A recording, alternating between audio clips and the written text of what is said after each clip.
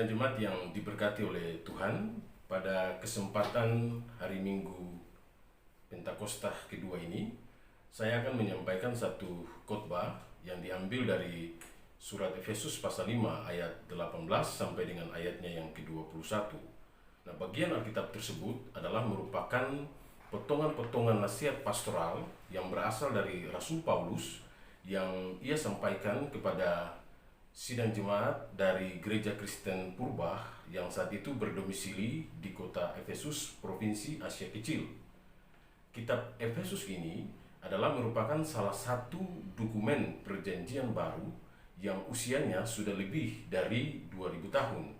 Itu artinya bahwa tulisan suci ini sudah memiliki peranan yang sangat besar dan sudah terbukti dan teruji di dalam sejarah dalam membina, membentuk, dan membangun iman serta spiritualitas kerohanian umat Tuhan di sepanjang sejarah. Bagi kita yang hidup di abad 21, surat Efesus ini tentu memiliki peranan yang sangat besar juga bagi kita. Untuk itu, kita harus senantiasa membaca dan memperhatikannya dengan sungguh-sungguh. Nah, nasihat pastoral yang terdapat di dalam pasal 5 dari kitab Efesus ini berintikan satu pesan yang sangat jelas, yaitu bagaimana mempraktekkan iman kepada Yesus Kristus itu dalam kehidupan kita sehari-hari. Nah, khususnya di ayat 18, Rasul Paulus berpesan, dan saya akan bacakan untuk kita sekali lagi ayat tersebut. Janganlah kamu mabuk oleh anggur, karena anggur menimbulkan hawa nafsu, tetapi hendaklah kamu penuh dengan Roh. Nah, baris terakhir dari ayat ini, yaitu hendaklah kamu penuh dengan Roh, saya jadikan sebagai tema khotbah atau topik khotbah kita di hari ini. Hendaklah kamu penuh dengan Roh Kudus. Nah, Ibu Bapak, saudara-saudara yang diberkati oleh Tuhan, sebelum saya membahas topik ini atau tema ini, pertama-tama saya mau mengajak saudara-saudara untuk memahami Efesus pasal 5 ayat 18 ini dari segi penjelasan konteks aslinya. Nah, kalimat janganlah kamu mabuk oleh anggur dan hendaklah kamu penuh dengan Roh adalah kalimat perintah, dan itu ditulis dalam bentuk jamak. Hal ini berarti bahwa perintah ini tidak ditujukan kepada orang per orang, tetapi ditujukan kepada semua orang percaya, semua orang Kristen. Ditujukan kepada saya, ditujukan kepada Bapak Ibu, ditujukan kepada dia, ditujukan kepada mereka.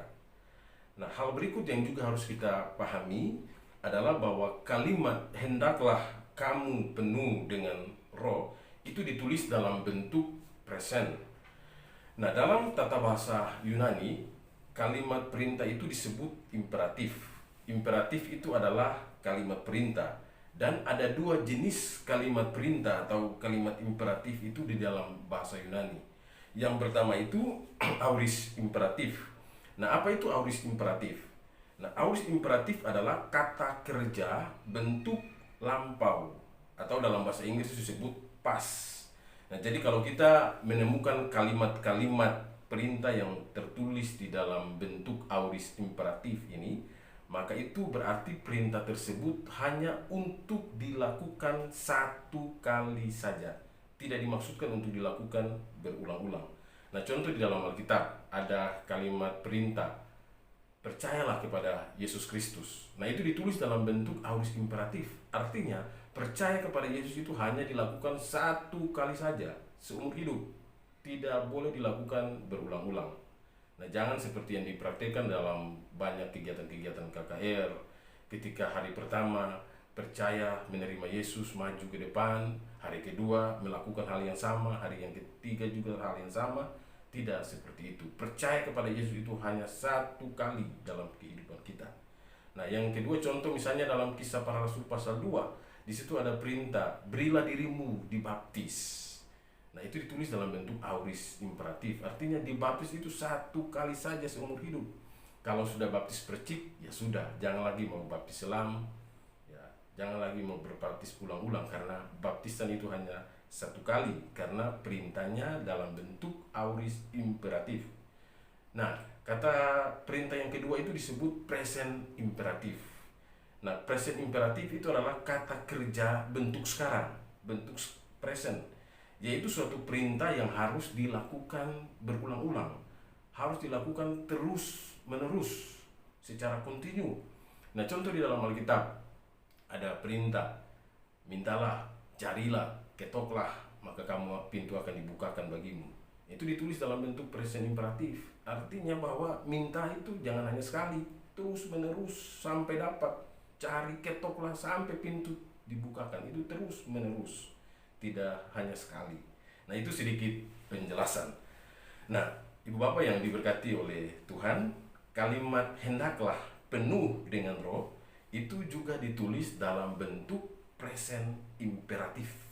Nah, jadi kalau kita mau menerjemahkan ayat 18 itu secara lebih bebas, maka ayat ini kira-kira berbunyi seperti ini. Hendaklah kamu terus menerus penuh atau dipenuhi dengan roh. Nah, maka kita semua, Bapak Ibu, saya, kita semua diperintahkan untuk selalu penuh atau selalu dipenuhi dengan Roh Kudus. Nah, sekarang saya akan membahas topik atau tema kita ini, hendaklah kamu penuh dengan Roh Kudus. Namun mengingat tema ini sangat luas, ya, sangat besar, maka saya batasi hanya pada 2 pokok pikiran saja untuk kita renungkan pada kesempatan kebaktian minggu di hari ini. Nah, yang pertama, apa tandanya seorang itu dipenuhi oleh Roh Kudus, atau apa ciri-cirinya seseorang itu dipenuhi oleh Roh Kudus? Nah, di dalam ayat 18 yang tadi sudah kita baca, nah kita menemukan di situ ada 2 jenis anggur yang dapat memenuhi kehidupan orang percaya atau kehidupan orang Kristen. Nah, anggur yang pertama itu disebut anggur duniawi. Itu yang bisa membuat mabuk, ya, anggur fisik, ya, yang dapat membangkitkan hawa nafsu sehingga menjauhkan orang Kristen itu dari kehidupan yang memuliakan Allah. Lalu ada anggur yang kedua, itu disebut anggur Roh Kudus, yang dapat membangkitkan kehidupan yang memuliakan Allah, yang dapat membangkitkan hasrat orang percaya untuk menyenangkan hati Tuhan. Dan itu yang menjadi kerinduannya, keinginannya, kemauannya dalam hidup ini. Nah, apa tandanya, apa ciri-cirinya orang yang dipenuhi oleh Roh Kudus itu? Nah, ada sebagian orang atau ada sebagian pendapat yang beranggapan bahwa kalau orang itu dipenuhi oleh Roh Kudus, tandanya itu harus dia bisa berbahasa lidah atau berbahasa roh, atau mengalami manifestasi-manifestasi rohani tertentu di dalam kehidupannya, seperti yang kita dapat melihatnya di gereja-gereja tertentu atau persekutuan-persekutuan tertentu. Mereka berbahasa roh, ada yang sampai rebah ke tanah dan menjadi kejang-kejang, ada yang berteriak, ada yang menangis, ada yang tertawa. Nah, kalau kita mau telisik lebih dalam, maka praktek-praktek seperti itu ya tidak bisa dipertanggungjawabkan secara alkitabiah, dan boleh dikatakan banyak praktek-praktek itu adalah tipuan iblis, dan itu merupakan sebuah kepalsuan. Nah, penting untuk kita mengingat bahwa dalam kita sadari dengan sungguh-sungguh, orang yang dipenuhi oleh Roh Kudus itu dia bisa berbahasa roh, tetapi tidak harus berbahasa roh. Justru menurut kitab suci, orang yang dipenuhi oleh Roh Kudus itu harus menghasilkan buah-buah roh di dalam kehidupannya, seperti yang dijelaskan di dalam surat Galatia pasal 5 ayat 22 sampai dengan ayatnya yang ke-23. Jadi apa ciri-cirinya atau apa tandanya orang yang dipenuhi oleh Roh Kudus itu? Nah, di dalam teks Alkitab kita di hari ini, nah terdapat beberapa ciri, ya, khususnya 3 ciri saja yang ditemukan di ayat-ayat tersebut. Nah, khususnya ayat 19 sampai dengan ayat yang ke-20. Nah, setelah Paulus di ayat 18 itu menjelaskan bahwa hendaklah kamu penuh dengan roh, kemudian ayat selanjutnya dia memperlihatkan tanda-tanda bahwa orang itu dipenuhi dengan roh itu seperti apa. Nah, saya baca ayat 19 untuk kita. Dan berkata-katalah seorang kepada yang lain dalam mazmur, kidung puji-pujian, dan nyanyian rohani. Bernyanyi dan bersoraklah bagi Tuhan dengan segenap hati. Nah, tanda pertama orang yang dipenuhi oleh Roh Kudus adalah orang yang suka atau senang memuji Tuhan, senang memuliakan Tuhan, dan dia melakukan itu dengan sepenuh hati, dengan sungguh-sungguh. Nah, memuji Tuhan itu bukan saja ketika ada di gereja atau ketika beribadah baru kita memuji Tuhan. Tetapi ketika kita sedang bekerja dalam kehidupan kita sehari-hari, ketika kita sedang di dapur, ketika kita sedang mencuci, memasak, atau melakukan hal-hal rutin kita dalam kehidupan kita setiap hari, hati kita selalu penuh dengan sukacita memuji Tuhan. Kita tetap memuji Tuhan dan melakukan itu dengan sepenuh hati. Ada lagu, hatiku penuh dengan pujian kepadamu ya Yesus Tuhan, sepanjang hari ku beri penghormatan kepadamu ya Allahku. Wah, seperti itu ya, memuji Tuhan.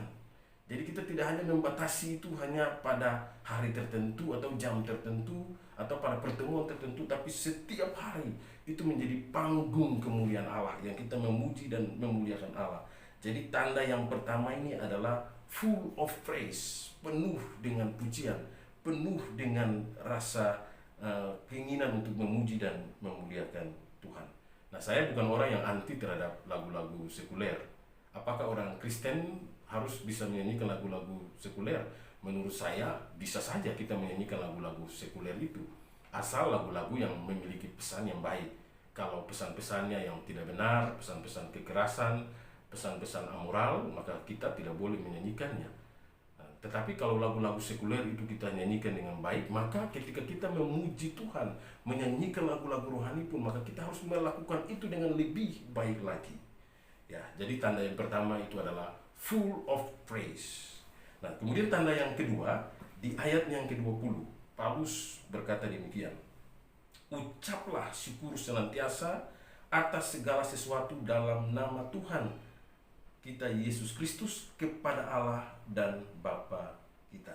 Nah, tanda yang kedua, orang yang dipenuhi oleh Roh Kudus itu akan mengucap syukur atas apapun yang dia alami.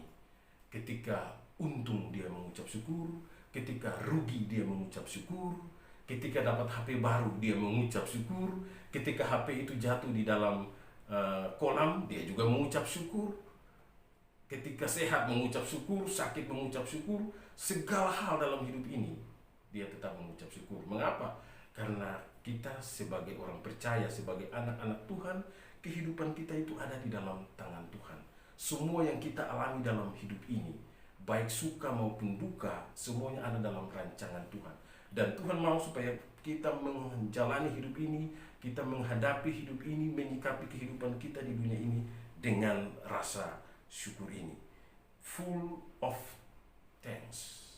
Nah, ada satu kisah tentang salah seorang penginjil India yang terkenal itu ya, Sadhu Sundar Sikh. Dalam suatu biografinya, dia pernah menulis suatu ketika dia membuat perjalanan penginjilan ke sebuah desa, dan pada saat dia kembali di tengah jalan, dia dirampok oleh sebagian perampok, dan mereka merampok habis uangnya, tidak menyisakan sedikit pun untuk ada pada dirinya. Lalu setelah itu dia pulang sampai ke rumah, dia berdoa dan dia mengucap syukur. Nah, di dalam biografinya itu dia menulis bahwa pertama dia mengucap syukur kepada Tuhan karena dia dirampok, tapi tidak semua uangnya habis. Karena pada saat yang dia bawa itu hanya sebagian dari uangnya, masih ada di rumahnya yang banyak untuk dia bisa melanjutkan kehidupannya. Yang pertama. Yang kedua, dia mengucap syukur karena mereka hanya merampok uangnya, tapi tidak menghilangkan nyawanya. Dia mengucap syukur untuk itu. Dan yang ketiga, dia mengucap syukur kepada Tuhan karena dia dirampok, bukan dia yang merampok. Nah, Bapak Ibu, kira-kira apa yang bisa kita pelajari dalam kehidupan ini ketika kita menghadapi banyak dinamika, banyak persoalan-persoalan dalam hidup ini? Maka mari kita belajar untuk mengucap syukur, karena segala sesuatu itu mendatangkan kebaikan bagi setiap orang yang mengasihi Tuhan. Tuhan sudah mengatur jalan hidup kita ini dengan sebaik mungkin. Nah, ini tanda yang kedua. Orang yang dipenuhi dengan Roh Kudus itu adalah menghasilkan suatu kehidupan, suatu kualitas kehidupan yang penuh dengan ucapan syukur, full of thanks. Nah, dan yang ketiga, tanda yang ketiga, nah di ayat yang ke-21. Nah, saya akan bacakan untuk kita. Dan rendahkanlah dirimu seorang kepada yang lain di dalam takut akan Kristus. Tanda yang ketiga dari orang yang dipenuhi oleh Roh Kudus adalah akan merendahkan diri terhadap orang lain. Orang itu adalah orang yang rendah hati. Ketika dia punya pergumulan atau punya masalah dengan orang lain, maka dia adalah orang yang pertama meminta maaf. Dia adalah orang yang sangat humble. Nah, orang yang merendahkan diri terhadap orang lain atau yang merendahkan hati ini adalah orang yang tidak mudah terluka. Ketika dia ada masalah, maka dia akan menghadapi itu secara positif. Nah, di dalam lingkup persekutuan kita, dalam keluarga maupun juga dalam persekutuan jemaat, tanda ketiga ini itu menjadi sangat penting untuk kita perhatikan. Orang yang dipenuhi oleh Roh Kudus itu adalah orang yang betul-betul rendah hati, full of humble. Ya.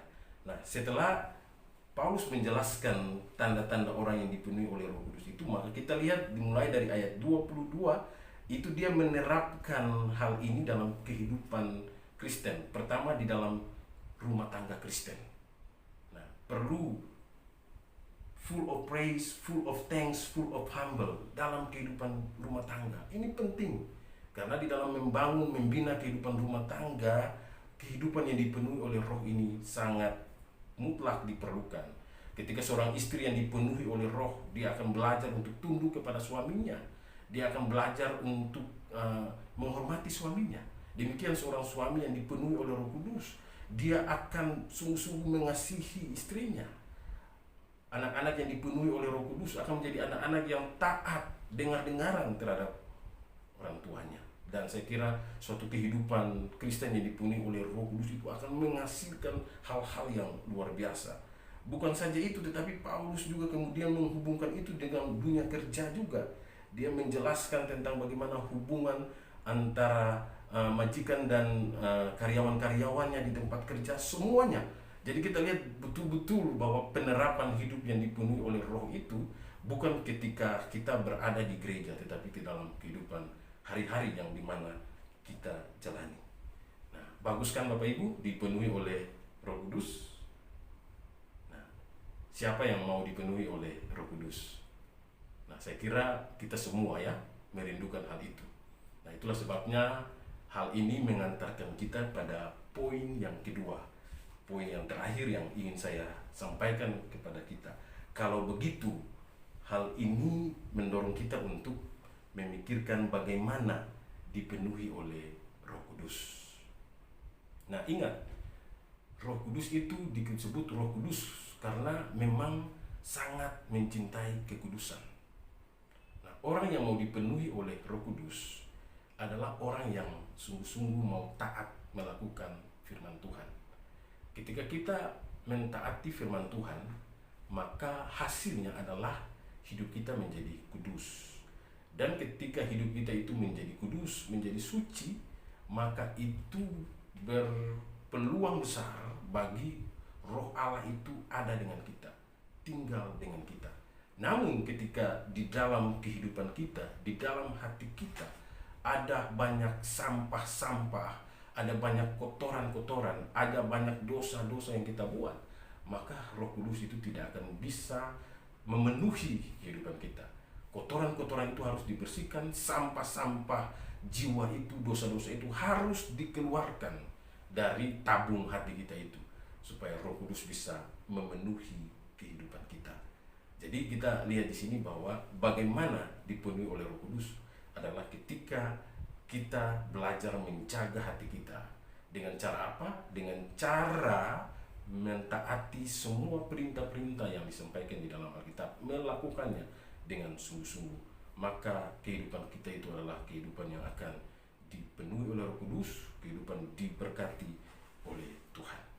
Jadi sekali lagi, full of praise, full of thanks, full of humble adalah ciri dari orang yang dipenuhi oleh Roh Kudus.